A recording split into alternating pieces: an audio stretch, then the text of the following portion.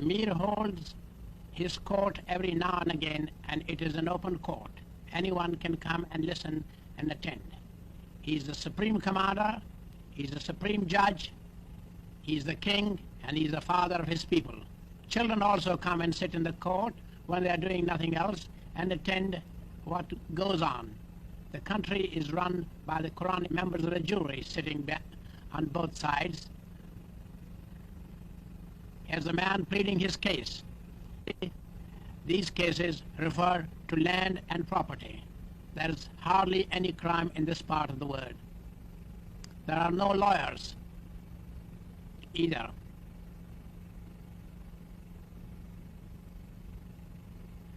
The justice is swift and immediate. The members of the jury give their opinion. The man with the white beard is the Prime Minister, and you see him later on also taking part in many activities. Some litigants are very vocal. This is one of them.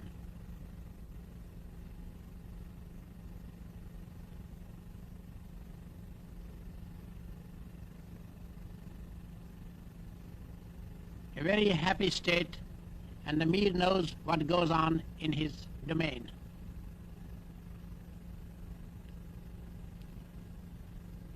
Incidentally, in this court, there is no Fifth Amendment either.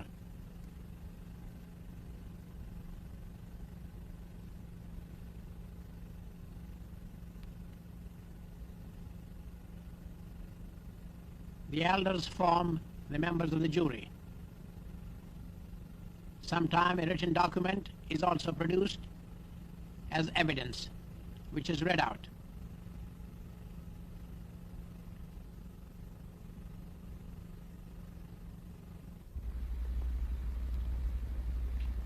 There's a tremendous enthusiasm for schools in this area. More and new schools are opened every day. There are no buildings for it in many cases, and the school is held in an open space.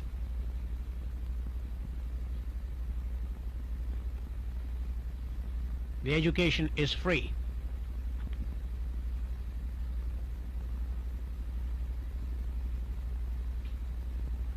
There's one teacher for all, so he just divides them into different grades and different groups.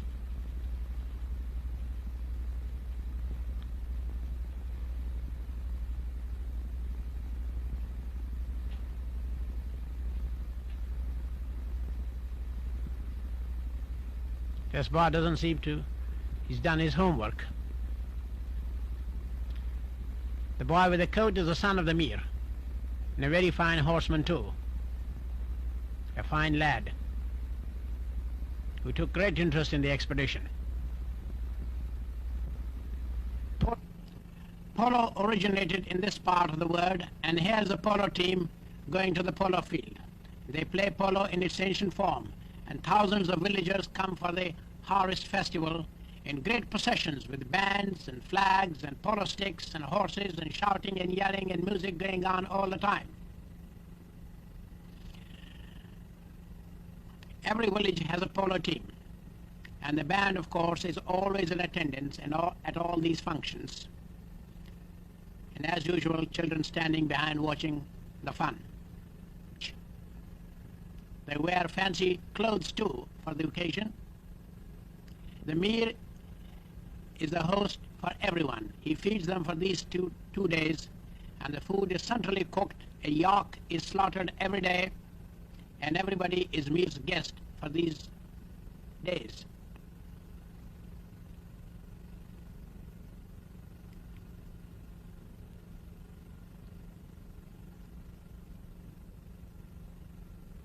No one goes hungry.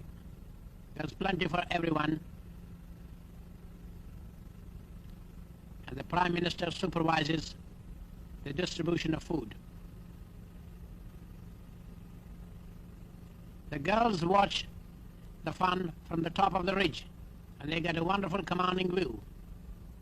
The polo match is in full swing. The main street of the village is converted into polo field, and it's free for all.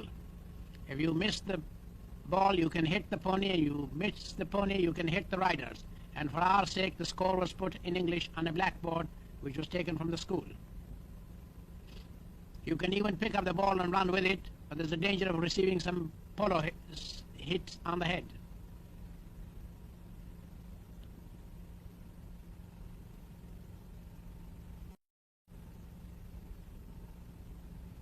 Archery from a galloping horse is another popular sport in this part of the world. There's a white marker to be shot at. There's the Mir coming himself. He's almost got it.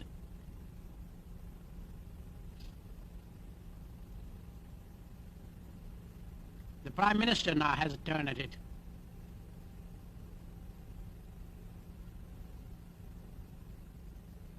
They say it's good for the drums to be warmed up. Produces apparently better music. Tent pegging is another event.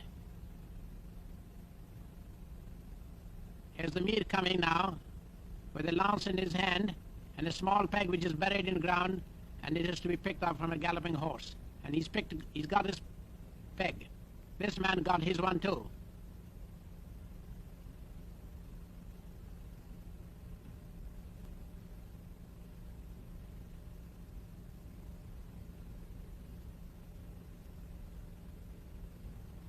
Different types of drums, you see. And now the inevitable dancing. You will notice that the dancers are all men. And different dances will be performed by different people. And the Prime Minister again taking part in one of them, wearing a rather handsome coat.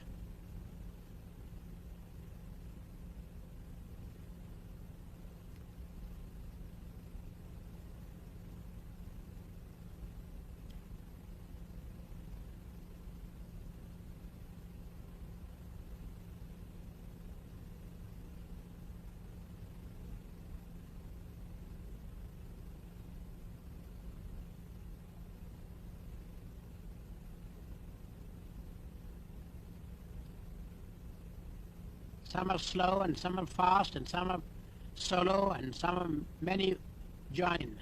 Sword dance is the next event. It's very popular, and these are real swords and pretty sharp.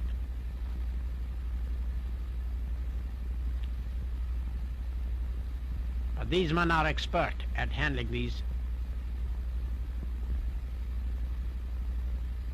And it's not one sword but two swords with which they dance. One in each hand.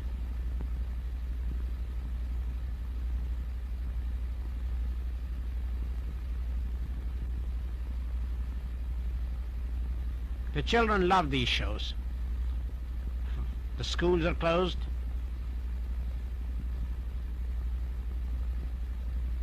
Because these children expect to do these things themselves when they grow up.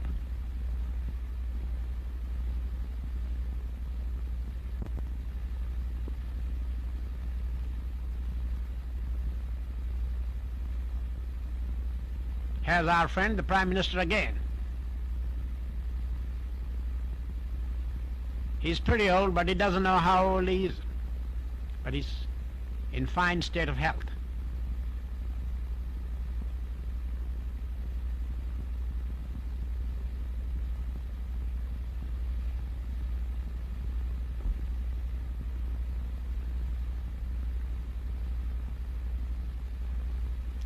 There are no birth certificates maintained, so it's difficult to know the age of a man. He can only guess.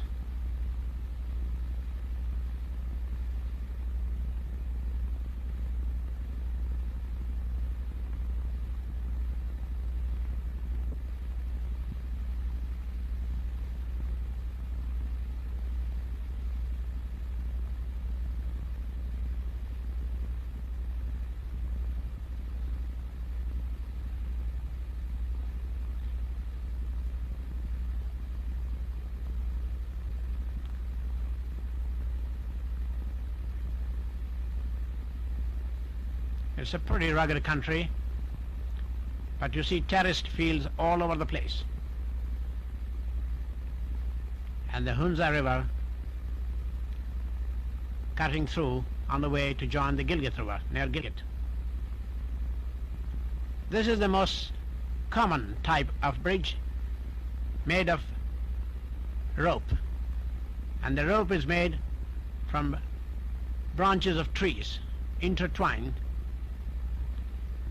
It consists of 3 parts, one on which you walk and one on either side for the hands to hold, and it can take hardly 2 men at a time.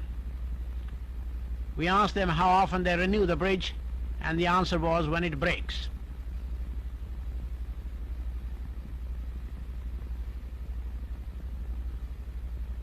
They last, I believe, a season.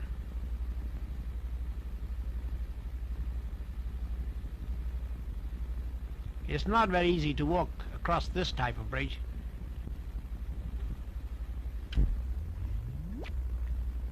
The expedition is now on its way to the mountain.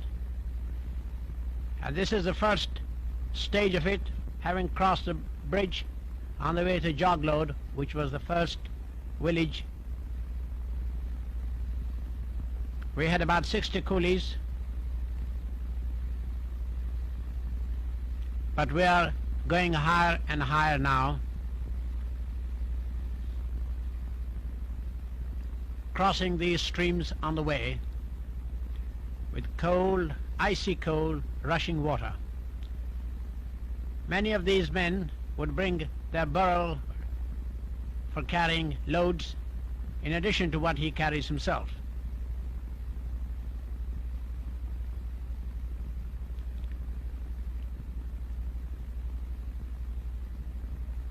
We were going higher and higher now.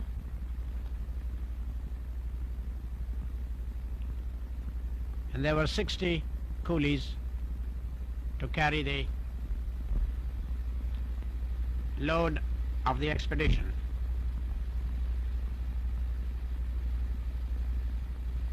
Wildflowers were in full blossom at this time of the year.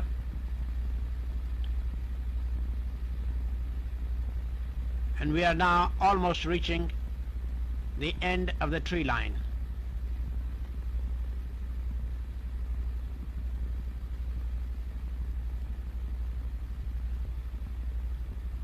Having climbed about 10,000 feet.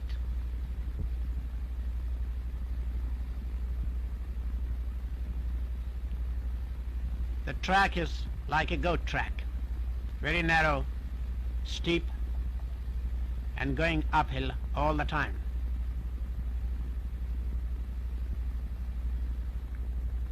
We have passed Joglot village, which is the last big village, and now entering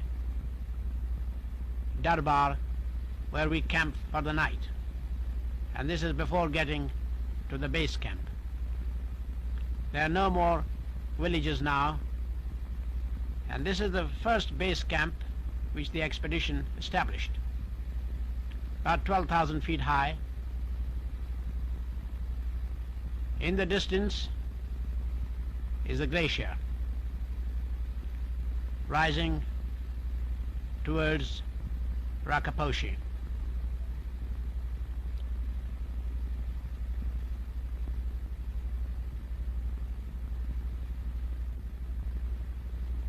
We were fortunate to find a plateau like this with a stream running through, where the tents were pitched and the baggage was sorted out.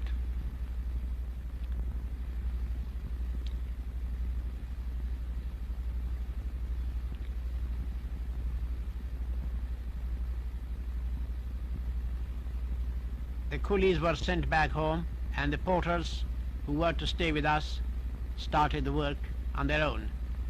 We were fortunate in finding a Hunza who said he was a cook. It took him some time to know what cooking was, but I must say that he was extremely intelligent. In no time he became pretty efficient in cooking most of the things that were needed. Making a chapati, which is like a pancake,